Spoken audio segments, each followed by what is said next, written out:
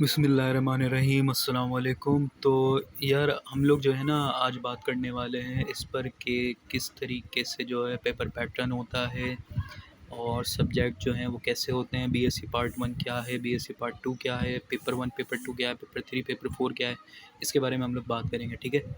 तो यार देखो, सबसे पहले जो है ना आप लोग जब एडमिशन लेते हो बीएससी पार्ट 1 में, तो उसके अंदर जो होता है टोटल जो होते हैं 8 सब्जेक्ट होते हैं। पहला सब्जेक्ट जो है इंग्लिश का होगा, दूसरा होगा इस्लामियत का। ये 2 कंपल्सरी हैं, ये हर किसी को देने पड़ते हैं। फिर उसके बाद 3 सब्जेक्ट जो होते हैं ना वो आपको चूज़ करने पड़ते हैं ऑप्शनल। अब जैसे कि ऑप्शनल के अंदर आपके पास मेडिकल के सब्जेक्ट होंगे, जैसे बॉटनी, ज़ूलॉजी, और जो उसके सब्जेक्ट होते हैं मेडिकल के, और उसके अलावा जो है ना मैथमेटिक्स है, और स्टेट्स है, कंप्यूटर साइंस, फिज़िक्स, केमिस्ट्री।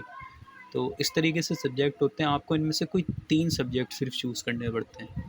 ठीक है। अब जैसे फॉर सपोज़ यार आप लोग चूज़ कर रहे हो कंप्यूटर। ठीक है।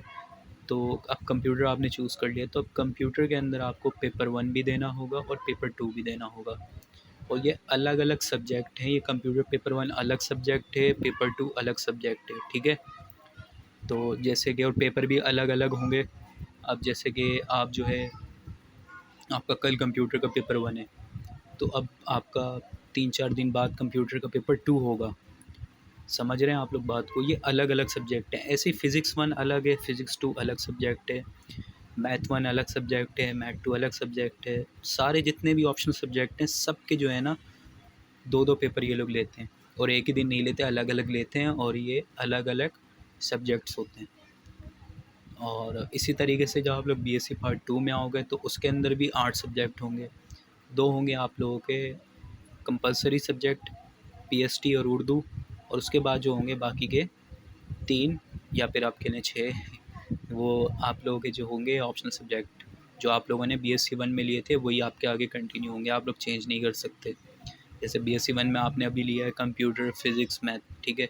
तो आप लोग पहली दफ़ा आप लोग दोगे कंप्यूटर 1 2, फिर मैथ का 1, फिर 2, फिर उसके बाद जो है फिज़िक्स का 1, फिर 2, फिर अगले साल आओगे तो आप लोग दोगे मैथ 3, फिर मैथ 4, फिर फिज़िक्स 3, फिर फिज़िक्स 4, फिर कंप्यूटर 3, कंप्यूटर 4।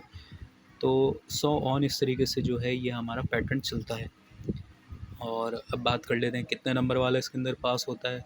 तो देखो, जो 100 नंबर वाले पेपर होते हैं उनके अंदर 40 नंबर वाला पास होता है। 100 नंबर वाले कौन से हैं? जो आपके कंपलसरी सब्जेक्ट हैं, या फिर जो आपका मैथमेटिक्स है, ये पूरे 100 नंबर के होते हैं, तो इसमें 40 नंबर वाला पास होता है।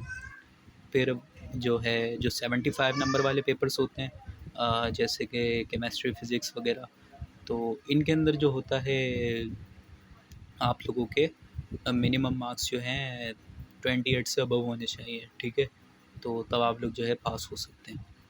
और प्रैक्टिकल भी जो है इनके क्या अलग अलग होते हैं? बिल्कुल इनके प्रैक्टिकल अलग अलग होते हैं। फ़िज़िक्स 1 का अलग लेंगे आपसे, फ़िज़िक्स 2 का अलग लेंगे, लेकिन वो एक ही दिन लेते हैं प्रैक्टिकल। कुछ कॉलेज वाले अलग अलग दिन ले लेते हैं, ये डिपेंड करता है आपके कॉलेजेस पर।